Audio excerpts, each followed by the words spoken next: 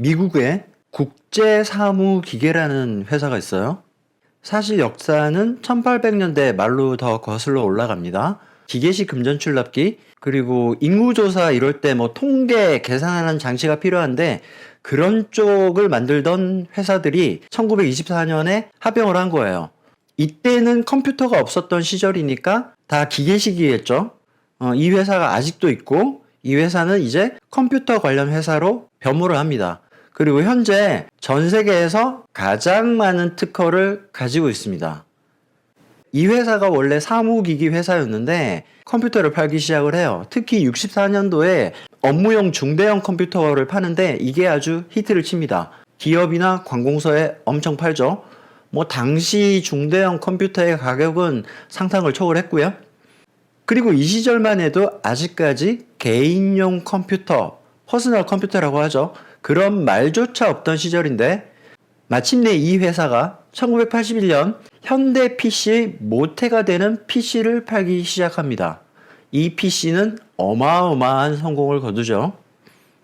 이 회사의 이름은 International Business Machines, IBM입니다.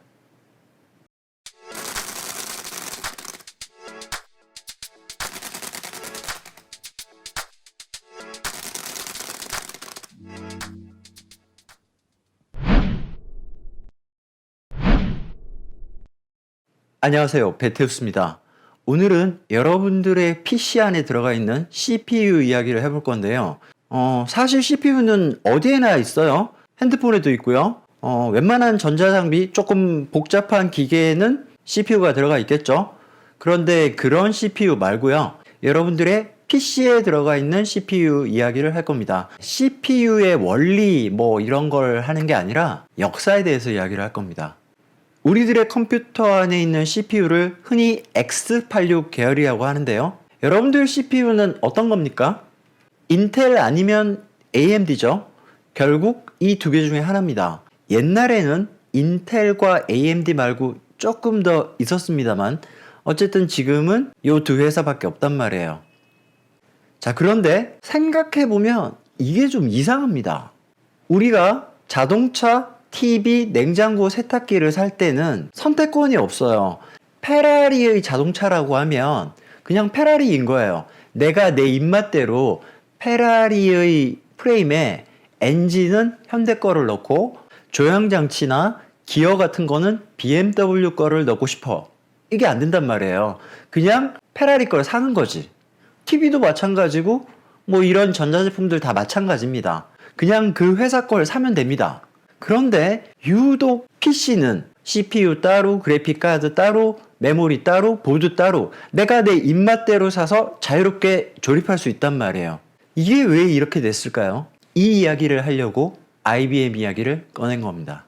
1970년대 후반부터 개인용 컴퓨터가 등장하기 시작해요. 애플2가 1979년도에 나왔거든요. 이 시기의 컴퓨터는 조금 전에 제가 말씀드린 자동차처럼 각자 회사마다 독점적 아키텍처였어요. 무슨 말이냐면 애플2, 뭐 알테어 8080 이런 회사들마다 각자 알아서 보드와 CPU와 뭐 메모리 이런 것들을 구성해서 완제품으로 파는 거죠. 그러니까 내가 애플2를 사서 CPU는 내 마음대로 갈아 끼우고 이런 게 불가능했다는 거죠. 회사별로 독점적 아키텍처를 만들었다는 거예요. 하드웨어뿐 아니라 프로그램이나 OS도 마찬가지입니다. 애플2는 애플2 OS가 있는 거고 애플2에서 돌아가는 프로그램은 알테어 8080에서 돌아가지 않아요. 이게 1970년대 후반부터 82년 8월 12일 이전까지의 상태였어요. 이때 애플2가 엄청나게 히트를 쳤습니다.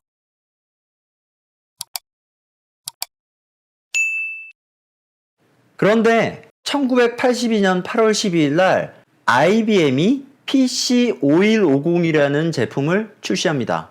이 제품이에요. 키보드, 본체, 모니터까지 패키지인 거고요. 얘가 다른 컴퓨터와 다른 점이 있었어요. 하드웨어, 운영체제, 프로그램 이런 것들이 다른 회사는 폐쇄형 구조였는데 얘는 완전히 오픈형으로 씁니다. 기존에 있던 회사의 하드웨어들을 사용하고요. 운영체제도 마찬가지, 프로그램도 마찬가지입니다. 그리고 게리 킬달 이야기 때 말씀드렸던 바이오스 있죠? 그 바이오스는 각 컴퓨터 제조 회사의 독점 소프트웨어잖아요. 걔를 공개해버립니다. 바로 여기서 오픈 아키텍처 시스템이 시작되는 거고요. 이 5150이 CPU는 인텔의 8080이라는 프로세서를 채택해요. 얘는 16비트는 16비트인데 좀 부분적 16비트거든요. 인텔 8080 이전의 컴퓨터 애플2 뭐 아까 말씀드렸던 그런 것들은 모두 8비트 컴퓨터고요. 얘는 부분적이나마 16비트였어요. 그리고 OS는 CP/M과 PC-DOS 두 개 중에 하나, PC-DOS가 바로 MS-DOS예요. 그러니까 이 상황에서는 인텔이 IBM의 을인 거죠. 하청업체인 거예요. 8080 CPU를 내놔. 내가 이런 제품을 만들 테니. 근데 인텔 8080이 캐파가 부족한 거예요. 그래서 IBM이 인텔한테 너네 회사 것만으로 우리가 원하는 수요를 못 맞추니 이런 다른 회사들한테 라이센스를 팔아라. 압력을 주는 겁니다. 인텔 입장에서는 원천 기술과 특허를 자기네가 갖고 있음에도 불구하고 당시 기준으로 초거대 기업인 IBM의 요구를 들어줄 수밖에 없었던 거죠. 그래서 AMD, 사이릭스, 센토 이런 회사들한테 라이센스를 팝니다. AMD는 우리가 알고 있는 그 AMD가 맞고요. 자, 이게 인텔 CPU의 발전사인데요. 아까 말씀드린 5150에 들어갔던 게 8088이고요. 얘를 우리는 XT 컴퓨터라고 했습니다. 요게 인텔 8088이에요. 그리고 요게 AMD에서 나왔던 8088입니다. 8088의 후속 모델이 80286이거든요. 얘를 우린 AT라고 하고, 여기 있는 모든 애들이 16비트 CPU인데 얘는 아까 말씀드린 대로 부분적인 16비트고요. 여기서부터는 진짜 16비트인 거예요. 인텔 80286, AMD 80286, 386도 마찬가지입니다. 인텔, AMD, 사이릭스 것도 있었어요. 저의 첫 컴퓨터가 사이릭스 386이었습니다. 486에서도 인텔, AMD, 사이릭스 이런 식으로 라이센스를 가지고 있는 회사들이 각기 칩들을 내놨단 말이에요. 그런데 이 이름들 286, 386, 486이란 이 이름들을 다 인텔이 지었단 말이에요. 그러니까 인텔 입장에서는 486이라는 걸 내놓으면 AMD에서도 나오고 사이릭스에서도 나오고 이런 상황이었던 거죠. 인텔이 열받잖아. 그래서 인텔이 재판을 겁니다. 이 이름들 못 쓰게 해달라. 그런데 저요. 숫자는 특허를 걸 수 없다. 그런 판결을 받게 되죠. 열받은 인텔이 80586, 원래 80586이었어요. 그런데 이 80586을 펜티엄이라는 이름으로 내놓습니다. 기억나시나요? 펜티엄 그리고 인텔 인사이드 엄청난 마케팅을 했어요. 당시에 딩딩딩딩 그게 바로 이 시기입니다. 오른쪽에 광고 보이시죠? 광고 한번 보실까요? 새롭게 펼쳐지는 멀티미디어의 세계. 인텔 펜티엄 프로세서가 탑재된 PC와 함께라면 누구나 즐겁게 배울 수 있습니다.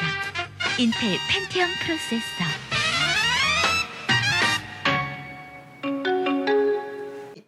자, 이렇게 인텔 펜티엄이 완전 성공을 거둡니다. 그 사이에 사이릭스는 없어집니다. 센토는 원래부터 존재감이 없었어요. 386, 486 때 AMD 굉장히 많이 팔았거든요. 그런데 펜티엄이 대성공을 거두면서 이제 PC, CPU는 인텔과 AMD밖에 안 남은 상황인데 점유율이 이렇게 됩니다. 그나마 CPU 시장은 AMD라도 있었습니다. 펜티엄 시절에 OS가 도스에서 윈도우로 넘어가죠. 세상은 이제 윈텔 천하가 됩니다. 세상 모든 게 그렇듯이 독점이 되면 발전이 없습니다.